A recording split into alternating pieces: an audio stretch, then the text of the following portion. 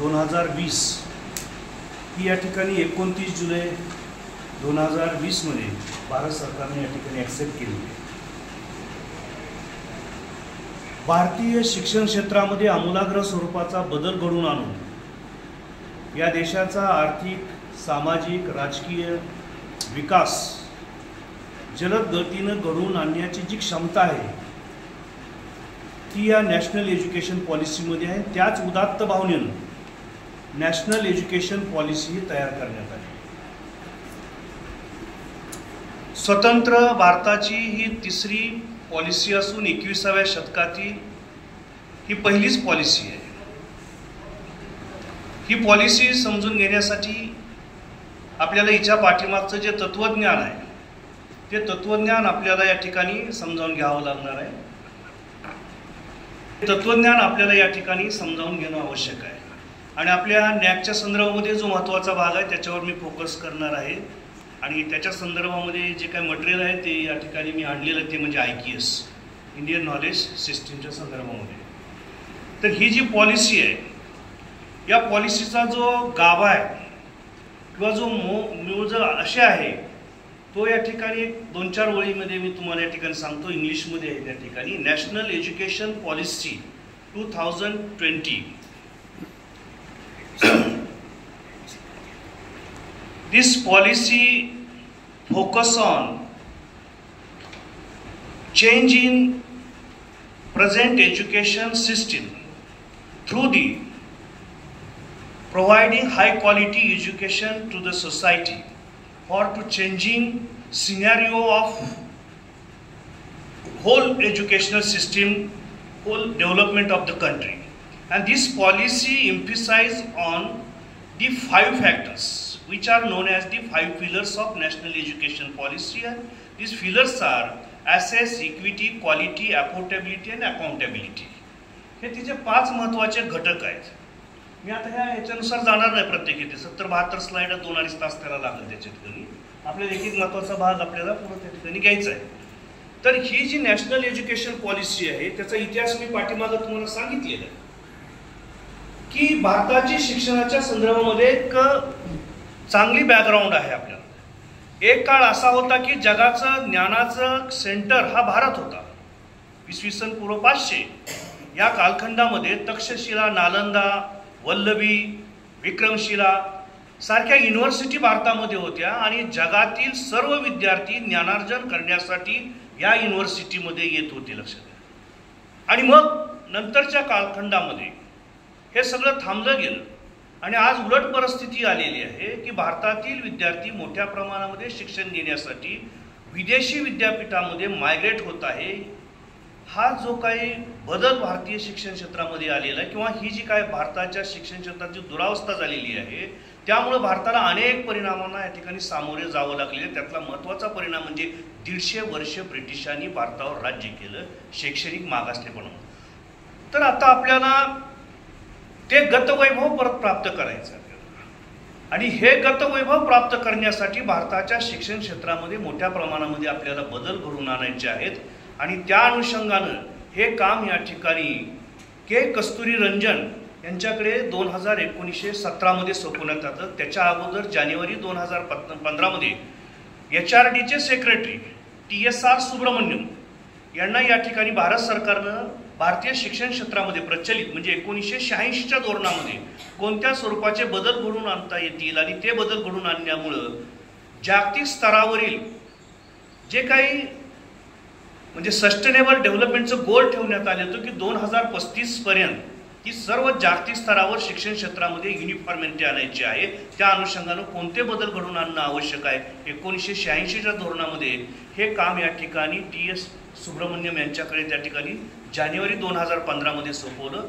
त्यांनी जून 2017 मध्ये भारत सरकारला एक रिपोर्ट सादर केला आणि त्या रिपोर्टवर विचारमंथन करून फायनल रिपोर्ट सादर करण्यासाठी तत्कालीन इस्रोचे अध्यक्ष एक ग्रेट एज्युकेशनलिस्ट आहेत, ते सायंटिस्ट आहेत, फिलॉसॉफर आहेत, डॉक्टर के कस्तुरी रंजन यांच्या अध्यक्षतेखाली या ठिकाणी ही कमिटी नेमण्यात आली आणि या कमिटीनं गव्हर्नमेंट ऑफ इंडियाला 2019 मध्ये हा रिपोर्ट सादर केला एंडला आणि पुढे त्याच्यावर चर्चा होऊन 29 जुलै 2020 मध्ये ही नवीन शैक्षणिक धोरण या ठिकाणी स्वीकारण्यात आलेलं आहे.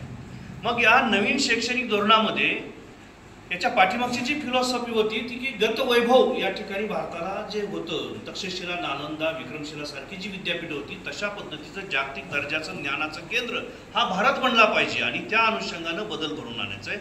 दुसरं महत्त्वाचं उद्दिष्ट त्या ठिकाणी ठरलं होतं की फिलॉसॉफी त्याच्या पाठीमागची होती. मी पाठीमागे सांगितलं की आता इंडस्ट्री 4.0 हे चालू आहे जागतिक स्तरावर.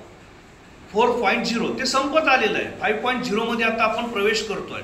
खरं तर माझं सगळ्यांना या ठिकाणी विनंती आहे, जॅकच्या पुढे जाऊन आपल्याला ते सगळ्यांनी इंडस्ट्री 4.0 हे समजून घेणं गरजेचं आहे. 5.0 काय होणार आहे याची कल्पना आपल्याला त्याच्यामुळे येणार आहे. त्यामुळं हे धोरण आणण्यापाठीमागचा त्याचा एक महत्त्वाचा तो उद्देश आहे. इंडस्ट्री 4.0 म्हणजे या ठिकाणी तंत्रज्ञानामध्ये जी चौथी क्रांती झालेली आहे ती इंडस्ट्री 4.0 आहे.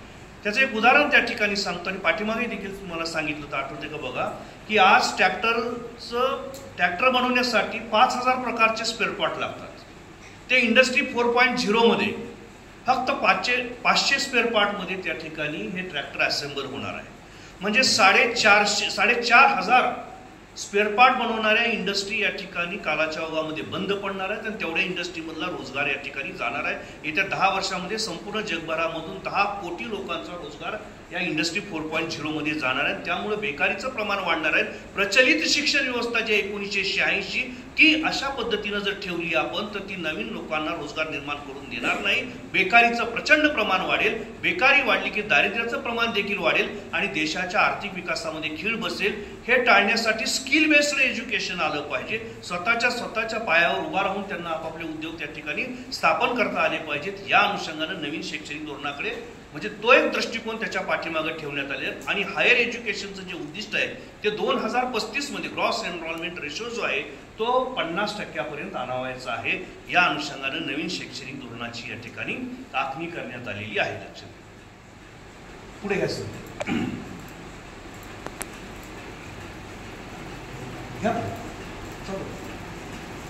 राष्ट्र आयोग 1948-49 मध्ये आले. कोठारी कमिशन त्या ठिकाणी 1964-66 मध्ये आले आणि 1986 ला तत्कालीन पंतप्रधान इंदिरा गांधीच्या वेळेस त्या ठिकाणी पहिलं भारताचं शिक्षण धोरण त्या ठिकाणी आलेलं होतं आणि 1986 ला दुसरं धोरण आणि आताचे धोरण.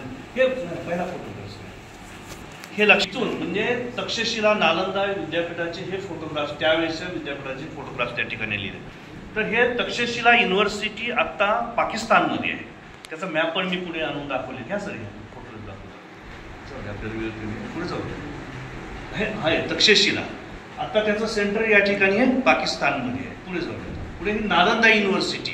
काल पंतप्रधान साहेबांनी या ठिकाणी याच विद्यापीठाला भेट देऊन त्या ठिकाणी नवीन अकॅडमिक बिल्डिंगचं त्या ठिकाणी उद्घाटन केलं. हे सध्या बिहारमध्ये येतं. नालंदा युनिव्हर्सिटी आहे आपल्या भारतामध्ये, बिहारमध्ये येते. त्याचा आपण मॅप दाखवला. पुढे जाऊ. ही पुढची युनिव्हर्सिटी आहे विक्रमशिला. ती पण या ठिकाणी झारखंड आणि बिहारच्या बॉर्डरवर त्या ठिकाणी आहे. तिचे अस्तित्व त्या ठिकाणी आज आपल्याला पाहायला येते. हे विक्रमशिला त्या ठिकाणी युनिव्हर्सिटी आहे आणि शेवटची राहिलेली वल्लभ युनिव्हर्सिटी हे गुजरातमध्ये आहे आतापर्यंत. म्हणजे 3 युनिव्हर्सिटी आपल्या भारतामध्ये आजही आहेत, त्या म्हणजे प्राचीन आणि त्यावेळेस. हे IKS का पुढे जाऊ द्यायचं तर एक दिलेली आहे. चरक आहे, सुश्रुत आहे, आर्यभट्ट आहे, वराहमिहिर आहे, त्याच्यामध्ये भास्कराचार्य आहे, ब्रह्मगुप्त आहे, चाणक्य आहे. हे ज्या त्या विषयाच्या ह्यांनी नावं तेवढी जर लक्षात ठेवली तर आपल्याला लक्षात येईल की हे त्यावेळेच्या एक विट्स म्हणतो आपण त्याला, इंग्लिशमध्ये शब्द आहे. सुपर ब्रेन गाईज होते त्या ठिकाणी. गाय पण हा शब्द त्याला या ठिकाणी. जे विद्वान होते ही अशी लोक आहेत त्या कालखंडामध्ये होती की ही जगातील सगळ्यात विद्वान मंडळी होती. आज जसं आपण युरोप कंट्रीमधील वेगवेगळ्या शास्त्रज्ञांची नावं घेतोय त्या पद्धतीने एक काळ असा होता की वेगवेगळ्या क्षेत्रामध्ये स्थापत्यशास्त्र असेल, वैद्यकशास्त्र असेल, त्या ठिकाणी लिटरेचर असेल, त्यामध्ये देदीप्यमान कामगिरी करणारी हे आपल्याकडे ही मंडळी होती. लक्षात घ्या. सायन्स असेल, मॅथमॅटिक्स असेल, सगळ्या क्षेत्रामध्ये काम करणारी मंडळी होती. तशा प्रकारची विद्वान मंडळी आपल्याला आता परत एकदा त्या ठिकाणी बनवायचे. आणि मग डॉक्टर APJ अब्दुल कलाम साहेबांचं जे स्वप्न आहे भारत 2020 मध्ये महासत्ता बनलं पाहिजे, ते कशाच्या जोरावर? ज्ञानाच्या जोरावर, शिक्षणाच्या जोरावर. तशा प्रकारचे गुणवत्ता सायंटिस्ट असेल, प्रत्येक क्षेत्रातील एक्सलन्स माणसं त्या ठिकाणी शिक्षणाच्या माध्यमातून घडवायचे. हे फोटोग्राफ त्या ठिकाणी भास्कराचार्याचा फोटो हे आपण या ठिकाणी घेतलेला, आर्यभट्टाचा फोटो आहे त्या ठिकाणी. हे वेगवेगळे त्यावेळेचे विद्वान पंडित, सुश्रुत मी या ठिकाणी सर्जन. म्हणजे आज जसं आपण पाहतो, आज देखील म्हणजे आजच्यापेक्षा त्यावेळेचं मेडिकल सायन्स कितीतरी प्रगत झालेलं पाहतो. विदाऊट म्हणजे चिरपाड करता त्या ठिकाणी ऑपरेशन केलं जात होतं असं वाचण्यात आलेलं आहे त्या ठिकाणी. म्हणजे ते किती लोक प्रगल्भ स्वरूपाचे होते किंवा त्यांचं नॉलेज किती पुढच्या स्तराला गेलेलं होतं. पुढे न्यू एज्युकेशन पॉलिसी जे आता आपण मेन भागाकडे त्या ठिकाणी 4 भागामध्ये विभागलेले आहे. पहिला पार्ट जो आहे तो स्कूल एज्युकेशनचा आहे, सेकंड पार्ट जो आहे तो हायर एज्युकेशनचा आहे, थर्ड पार्ट जो आहे तो अदर की एरिया ऑफ फोकस आहे. याच्यामध्ये आपलं डिस्टन्स एज्युकेशन आहे, परत झालं तर त्या ठिकाणी व्होकेशनल एज्युकेशन आहे, प्रोफेशनल एज्युकेशन आहे, डिजिटल एज्युकेशन आहे आणि शेवटचा जो भाग आहे तो त्याचं इम्प्लिमेंटेशनच्या संदर्भामध्ये. आपण थोडक्यामध्ये स्कूल एज्युकेशन एकाच मिनिटामध्ये सांगतो. पुढे घ्यायचं हा NEPच्या स्कूल एज्युकेशनचा 1986चा पॅटर्न आणि आत्ताचा पॅटर्न या ठिकाणी आपण दाखवलेला आहे. 10+2चं हे स्ट्रक्चर होतं 1986च्या धोरणात. आता ते 5+3+3+4 या पद्धतीनं त्या ठिकाणी बनवलेले. वयाच्या 3ऱ्या वर्षी कंप्लीट झालं की मुलाला शिक्षण चालू होतं. Nursery, junior KG, senior KG ही पहिली 3 वर्ष त्या ठिकाणी, म्हणजे 5 वर्षाची पहिली 3 वर्ष त्याची आणि पहिली आणि सेकंड दुसरी हे असं दुसरीपर्यंत 5 वर्ष आणि त्याच्यानंतर 3री ते 5वी पर्यंतची 3 वर्ष. त्याच्यानंतर पुढे त्याचं 4थी ते 8वी पर्यंतची 6वी ते 8वी पर्यंतची 3 वर्ष त्याच्यामध्ये आणि 9वी ते 12वी पर्यंतची 4 वर्ष या पद्धतीनं नवीन हे स्ट्रक्चर या स्कूल एज्युकेशन मध्ये ठरवण्यात आलेलं आहे. ठीक आहे. तर आपण हायर एज्युकेशनच्या संदर्भामध्ये आपण बोलू. बदल झालेले आहेत ते आपल्याला माहीत असावेत आणि आपल्याला माहीत झालेलेच आहेत. पाठीमागे एकदा आपण त्या ठिकाणी केलेले आहेत. हायर एज्युकेशनच्या संदर्भात जी काही ठळक वैशिष्ट्य आहेत नवीन एज्युकेशन पॉलिसीमध्ये ते आपल्याला पाहायचं. पहिला जो दृष्टिकोन त्या ठिकाणी मानलेला आहे मल्टी डिसिप्लिनरी अप्रोच. आणि आता हे आपल्याला माहीत झालं, आपण त्या पद्धतीने ॲडमिशन पण करतो. आता मल्टी डिसिप्लिनरी अप्रोच म्हणजे काय थोडक्यात अगोदर त्या ठिकाणी सांगतो आणि पुढे की पाहू. मल्टी डिसिप्लिनरी अप्रोच अशा पद्धतीनं आहे की आपल्याकडे आर्ट्स फॅकल्टी आहे, कॉमर्स फॅकल्टी आहे, सायन्स फॅकल्टी. पूर्वी काय होतं 1986च्या धोरणानुसार आर्ट्सला ॲडमिशन घेतलं की त्या बकेटमध्ये जे विषय आहेत तेच विषय आपल्याला विद्यार्थ्यांना निवडावे लागत होते शेवटपर्यंतचं आणि त्याच्यातच त्याला काय करिअर करायचं ते करता येत होतं त्या ठिकाणी. परंतु नवीन शैक्षणिक धोरणामध्ये ह्या बाउंड्रीज त्या ठिकाणी उठवल्या गेलेल्या आहेत. विद्यार्थ्याला आर्ट्स बरोबर त्याची जर आवड त्या ठिकाणी सायन्समध्ये असेल तर त्याच टायमाला तो सायन्समध्ये विषय घेऊ शकतो.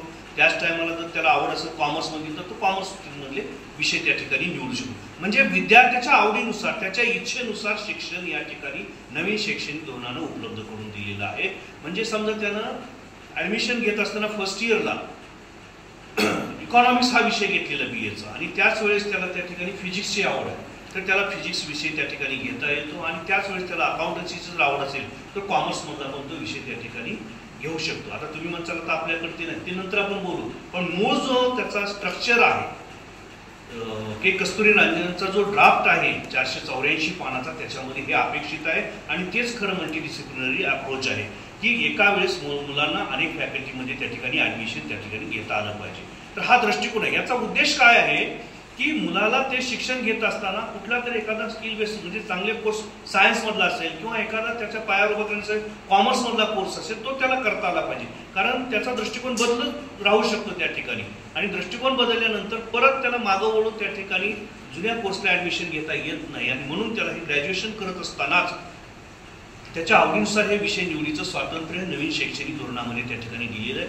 तेव्हा मल्टीडिसिप्लिनरी अप्रोच हा थोडक्यामध्ये मी सांगितलेलं की त्याला एकाच वेळेला मल्टी फॅकल्टीला ॲडमिशन घेण्याची सुविधा या ठिकाणी नवीन शैक्षणिक धोरणामध्ये दिलेली आहे. दुसरा जो दृष्टिकोन त्या ठिकाणी दिलेला आहे तो असा आहे की multiple entry and multiple exit ह्या पद्धतीने दिलेलं आहे की त्याला एखाद्या वर्षामध्ये प्रवेश घेतल्यानंतर तो त्याचं शिक्षण थांबवू शकतो आणि परत त्याला वाटलं की त्या ठिकाणी आपल्याला शिक्षण घ्यायचं तो त्या ठिकाणी शिक्षण तो घेऊ शकतो. या पद्धतीनं हा मल्टिपल एंट्री अँड मल्टिपल एक्झिटचा त्या ठिकाणी एक नवीन वैशिष्ट्य या नवीन शैक्षणिक धोरणामध्ये आणलं गेलेलं आहे.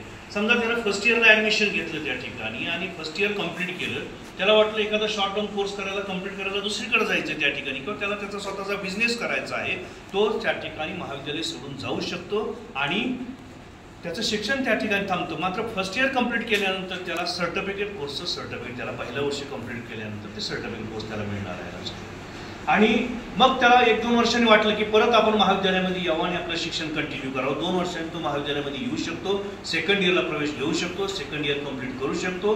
सेकंड इयर कंप्लीट केल्यानंतर त्याला त्या ठिकाणी ॲडव्हान्स डिप्लोमा हे सर्टिफिकेट म्हणजे हे सर्टिफिकेट विद्यापीठाकडून त्या महाविद्यालयाकडून त्याला मिळू शकतं. त्याच्यानंतर त्याला वाटलं की आता आपल्याला शिक्षण सोडायचं किंवा काय अडचण आहे आपली, तो बाहेर जाऊ शकतो त्या ठिकाणी, परत 1-2 वर्षात एखाद्या वर्षाने तो परत माघारी येऊ शकतो आणि 3rd इयर त्या ठिकाणी तो त्याचं कंप्लीट करू शकतो. 3rd इयर कंप्लीट केल्यानंतर ज्या मेजर सब्जेक्टमध्ये त्यानं त्या ठिकाणी डिग्री कंप्लीट केलेली आहे, म्हणजे सुरुवातीला 1st इयरला घेताना जे 3 विषय निवडले होते त्यातला फायनल इयरला जो मेजर सब्जेक्ट निवडणार आहे त्या मेजर सब्जेक्टमधली त्याला डिग्री या ठिकाणी मिळणार आहे. आणि त्याच्याही पुढे जाऊन आता ऑनर्स डिग्रीची सुविधा म्हणजे 4 वर्षाचा डिग्री प्रोग्राम या ठिकाणी डिझाईन केलेला आहे. त्याला जर वाटलं की रिसर्च डिग्री आपल्याला त्या ठिकाणी पाहिजे मिळवायची आहे तर 4थ्या वर्षाला तो प्रवेश घेऊ शकतो आणि ती ऑनर्स डिग्री त्या ठिकाणी तो मिळवू शकतो. मात्र आता ह्याच्यात प्रश्न पडतो त्या ठिकाणी की किती वर्ष तो बाहेर जाणार आणि परत कधी येणार, किती वर्षात ते डिग्री कंप्लीट करणार, याचा काही टाइम बाउंड आहे का नाही. त्याचा टाइम बाउंड दिलेला आहे. 7 वर्षाच्या आतच त्याला हे सगळं कंप्लीट करावं. जरी मल्टिपल एंट्री आणि एक्झिटची सिस्टीम असली तरी याला या 7 वर्षामध्ये ही डिग्री त्या ठिकाणी पूर्ण करावी लागणार आहे.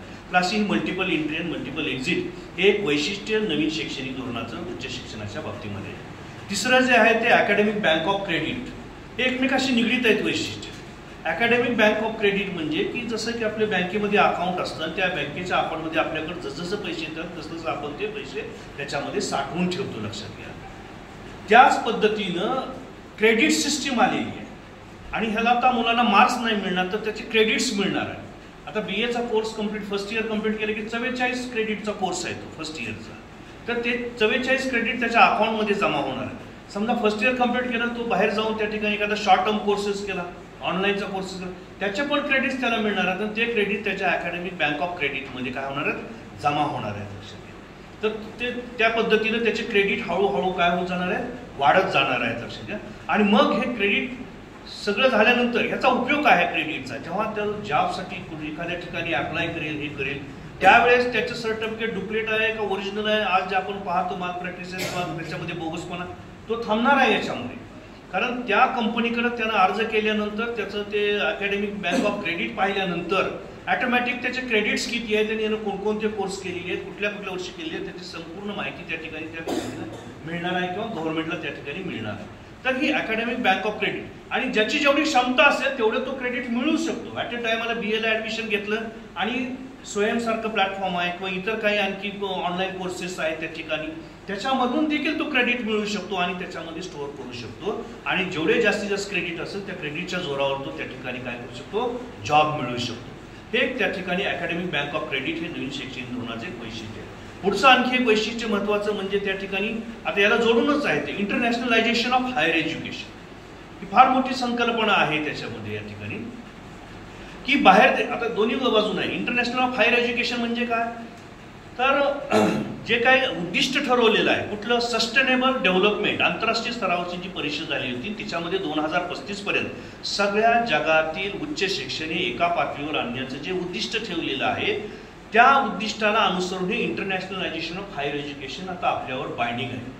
आणि बाइंडिंग म्हणजे कुण्या अर्थानं आहे लक्षात घ्या, एक तर स्टँडर्ड आपल्याला त्या पद्धतीनं आपल्याला तयार करावायचं आहे. दुसरीकडं आता आपल्या देशातील युनिव्हर्सिटी बाहेर देशामध्ये जाऊन त्यांच्या ब्रँचेस सुरू करणार आहे, तर दुसऱ्या देशातील युनिव्हर्सिटी असतील किंवा कॉलेजेस असतील भारतामध्ये येऊन त्या ठिकाणी आपल्यामध्ये ब्रँचेस त्यांच्या सुरू करणार आहेत. म्हणजे मुलांना त्यांच्या आवडीनुसार, त्यांच्या सवडीनुसार, इच्छेनुसार जगातील कुठल्याही शिक्षण संस्थांमध्ये त्या ठिकाणी प्रवेश घेण्याची संधी या निमित्तानं उपलब्ध होणार. त्याला इंटरनॅशनलायझेशन ऑफ हायर एज्युकेशन आपण म्हणतो आणि त्या पद्धतीचं स्टँडर्ड हे त्या ठिकाणी प्रत्येक यांनी मेंटेन केलं पाहिजे असं हे अपेक्षित आहे. प्रत्यक्षात काय होतं तुम्ही म्हणत असाल तो भाग नंतरच आहे, परंतु हे अपेक्षित आहे त्याच्यामध्ये. आणि मगाशी जे सांगितलं अकॅडमिक बँक ऑफ क्रेडिटच्या संदर्भामध्ये हे का होत आहे की 1st इयर समजा मुलानं RP कॉलेजला कंप्लीट केलं, 2nd इयर एखाद्या दिल्लीमधल्या तिथं त्याची ट्रान्सफर झाली वडिलांची, तर दिल्लीमधल्या एखाद्या कॉलेजमध्ये जर ॲडमिशन घ्यायचं असेल तर आज ती सिस्टीम नाही त्या ठिकाणी. कारण इथलं आंबेडकर विद्यापीठ अशी अफिलिएटेड आहे, इथलं स्ट्रक्चर वेगळं आहे, तिथलं स्ट्रक्चर वेगळं आहे, त्यामुळे त्या मुलाला परत तिथं 1st इयरला ॲडमिशन घ्यावं होतं. हे अशा पद्धतीनं त्याचं 1 वर्ष वाया जाणार नाही. नवीन शिक्षण धोरणानुसार जे काय तुम्ही RP कॉलेजमध्ये शिकलेलं असेल 1st इयरला आणि 2nd इयरला जे असेल तेच तुम्हाला बाहेरच्या राज्यामध्ये किंवा कुठेही तुम्ही through out the country admission घेतलं तर 2nd इयरला आपल्याला त्या ठिकाणी प्रवेश त्या विद्यार्थ्यांना मिळणार आहे, त्याची वर्ष वाया जाणार नाहीत. लक्षात. तर इंटरनॅशनल हायर एज्युकेशन हे क्वालिटी मेंटेन करण्याच्या दृष्टिकोनातून आणि बाहेर देशाचा ॲसेस जो आहे नॉलेजच्या संदर्भातला तो उपलब्ध होण्याच्या दृष्टिकोनातून इंटरनॅशनलायझेशन ऑफ हायर एज्युकेशन हे एक या ठिकाणी नवीन शैक्षणिक धोरणामध्ये त्यांनी आणलेलं आहे. नवीन शैक्षणिक धोरणामध्ये ट्रान्सपरन्सी आणण्याच्या दृष्टिकोनातून आणि आपली मोठी एनर्जी ही परीक्षामध्ये त्या ठिकाणी अपव्यय होते म्हणून एक वेगळ्या प्रकारचं मेकॅनिझम याच्यामध्ये आणलेलं आहे. त्याला त्यांनी लाईट बट टाईट अशा पद्धतीचं म्हणलेलं आहे. लाईट बट टाईट म्हणजे काय याच्या संदर्भात मी जेव्हा वाचन केलं तेव्हा अशा पद्धतीनं त्याची अपेक्षा अशी आहे की विद्यार्थ्यांना त्याच्या आवडीनुसार परीक्षा देण्याची संधी या ठिकाणी उपलब्ध आहे. आवडीनुसार म्हणजे काय, तो कधीही परीक्षा देऊ शकतो. मार्च आला, एप्रिल आला की परीक्षा आली, ऑक्टोबर आला, नोव्हेंबर आला की परीक्षा आली, असं हे राहणार नाही. त्याच्या आवडीनुसार, त्याच्या सवडीनुसार आणि जेव्हा त्याचा एखाद्या कोर्सचा अभ्यासक्रम कंप्लीट होईल त्याच वेळेस त्याला परीक्षा देण्याची सिस्टीम या ठिकाणी या पद्धती म्हणजे लाईट या अर्थानं आहे की त्याला ऑनलाईन परीक्षा म्हणजे एक अखिल भारतीय स्तरावर याचं एक मेकॅनिझम तयार होणार आहे परीक्षा द्यायचं. म्हणजे हे अपेक्षित आहे याच्यामध्ये. आता प्रत्यक्षात काय होतं तो भाग नंतरच, म्हणून मी मगाशी म्हणलं आपण पॉलिसी समजून घेतोय सुरुवातीला. तर अखिल भारतीय स्तरावर याची या पद्धतीनं मेकॅनिझम, जसं आज नीटची परीक्षा आहे, जीईची परीक्षा आहे, या पद्धती किंवा सेट नीटची परीक्षा आहे, हे जसं घेतलं जातं तशाच पद्धतीनं ते परीक्षा ऑनलाईन. आणि ज्या वेळेस मला वाटलं की माझा पेपर आता माझा हा अभ्यास संपलेला आणि मला आता ह्याचं पेपर द्यायचं आणि त्याचे क्रेडिट्स मला मिळवायचे आहेत, त्याला काही ना ऑनलाईन ते सर कंटिन्यू चालूच राहणार आहे. फक्त टाईट याच्या अर्थानं आहे की इथं कुठल्याही प्रकारचं आपल्याला कॉपी किंवा बाकीच्या ज्या गोष्टी करतात त्या करायला संधी राहणार नाही. कारण तुम्हाला तुमच्या साधनाच्या सोबत तुम्ही घरी बसून देखील परीक्षा देऊ शकणार आहे त्या ठिकाणी. तर जसं असं आपलं अकॅडमिक बँक ऑफ क्रेडिट जसं आपण त्याच्यासाठी डिजी लॉकर वगैरे खोलतो ना, त्या पद्धतीने काय ते सिस्टीम करतील ते आणि मग मुलांना त्या सिस्टीमच्या समोर बसून त्या ठिकाणी ती परीक्षा द्यावी लागणार आहे. मात्र हे करत असताना काल परवा मी वर्तमानपत्रामध्ये वाचलं, मी विचार करत होतो की अशा पद्धतीनं जरी असलं तर त्यात माल प्रॅक्टिस होण्याची शक्यता आहे त्याच्यामध्ये. परंतु कुठली तरी परीक्षेच्या बाबतीमध्ये आलेलं आहे त्या ठिकाणी की एकदा दोनदा जर तुम्ही मूव्ह केलं त्या कॅमेऱ्याच्या पासून इकडं तिकडं आणि कुणी जर तुम्हाला हे केले दिसलं ताबडतोब ते लॉगिंगच बंद होणार आहे आणि तुम्हाला ती परीक्षा परत देता येणार नाही. या अर्थानं ती टाईट होणार आहे. म्हणजे ह्या सगळ्या गोष्टी बंद होणार, असं हे सगळ्या गोष्टी याच्यामध्ये आणलेल्या आहेत. आणखी सगळ्यात महत्त्वाचं वैशिष्ट्य या पॉलिसीचं म्हणजे innovation and research. All India लेवलला त्या ठिकाणी म्हणजे देशातलं रिसर्च वाढलं पाहिजे. तक्षशिला नालंदाचं जे आपण संदर्भ देतो किंवा त्याची जी फिलॉसॉफी त्याच्या पाठीमागे ठेवली आहे तशा दर्जाचं संशोधन भारतामध्ये हे या ठिकाणी सर्व क्षेत्रामध्ये सर्व फॅकल्टीमध्ये झालं पाहिजे. कारण संशोधनाच्या बाबतीमध्ये आजही भारत खूप मागं आहे आणि देशाला जर त्या ठिकाणी आर्थिक महासत्ता बनवायचं असेल, आर्थिकदृष्ट्या सुबक बनवायचं असेल, शैक्षणिकदृष्ट्या जागतिक स्तरावर जाऊन पोहोचायचं असेल तर आपल्याला इनोव्हेशन अँड रिसर्चवर त्या ठिकाणी भर द्यावा लागणार आहे. आणि म्हणून या ठिकाणी एक स्वतंत्र रिसर्च आणि इनोव्हेशनच्या संदर्भामध्ये फोकस देणारी एक यंत्रणा अखिल भारतीय स्तरावर उभी केली जाणार आहे.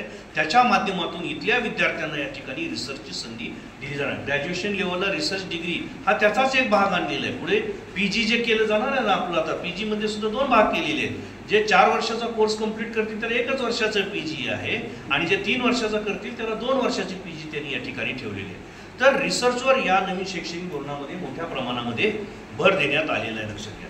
तर अशी ही उदात्त दृष्टिकोन किंवा उदात्त वैशिष्ट्ये या नवीन शैक्षणिक धोरणामध्ये या ठिकाणी मांडलेली आहेत. याच्या संदर्भात खूप डिटेल्समध्ये बोलायला आहे त्या ठिकाणी, परंतु आपल्याला वेळ कमी आहे. तर हे महत्त्वाचे भाग जे की आता उद्याची आपली कमिटी येणार आहेत, बेसिक गोष्टी आपल्याला समजलेल्या आहेत. मल्टिपल डिसिप्लिनरी आपण इंटरडिसिप्लिनरी पण आहे त्याच्यामध्ये. लक्षात इंटरडिसिप्लिन म्हणजे काय, मी आपण जसं आता ॲडमिशन देताना मराठी मेजर सब्जेक्ट घेतलेला आहे, त्याच्यातलं एखादा जर स्किल रिलेटेड एखादा कोर्स असेल इंटरडिसिप्लिन तर तो आपल्याला त्या ठिकाणी घेतात. किंवा इंग्लिश लिटरेचर आहे त्याच्यामध्ये कम्युनिकेशन स्किल असेल किंवा आणखी कुठले कोर्सेस असतील ते त्याच्यामध्ये करता येतात आपल्याला. इंटरडिसिप्लिनरी अप्रोच हे सुद्धा आहे. आणि स्किल बेस्ड एज्युकेशन हा याचा गाभ आहे. म्हणजे स्किलवर कुठल्याही क्षेत्र म्हणजे ग्रॅज्युएशन लेवल आता आर्ट्सला आहे, कॉमर्सला आहे, सायन्स, प्रत्येक क्षेत्रामध्ये ॲडमिशन घेताना विद्यार्थ्यांना कुठल्या प्रकारचं स्किल त्याच्यामध्ये हे आलं पाहिजे. कारण आज आपल्यामध्ये स्किल ओरिएंटेड लेबरचा लॅकून आहे, तो भरून काढायचा आहे. म्हणून त्याच्यावर सुद्धा त्यांनी भर त्या ठिकाणी दिलेली आहे. तर ही महत्त्वाची वैशिष्ट्ये या नवीन शैक्षणिक धोरणामध्ये आणली. तर एन प्रकारे 2035 पर्यंत भारताचा ग्रॉस एनरोलमेंट रेशो हा आपल्याला 50% पर्यंत न्यायचा आहे. हे नवीन शैक्षणिक धोरणामध्ये अपेक्षिलेलं आहे. तर अशा पद्धतीचं हे नवीन शैक्षणिक धोरण आहे. याच्या संदर्भात कोणाचे काय प्रश्न असतील काय असतील 5 मिनिटांमध्ये आपण त्याच्या संदर्भामध्ये चर्चा करू.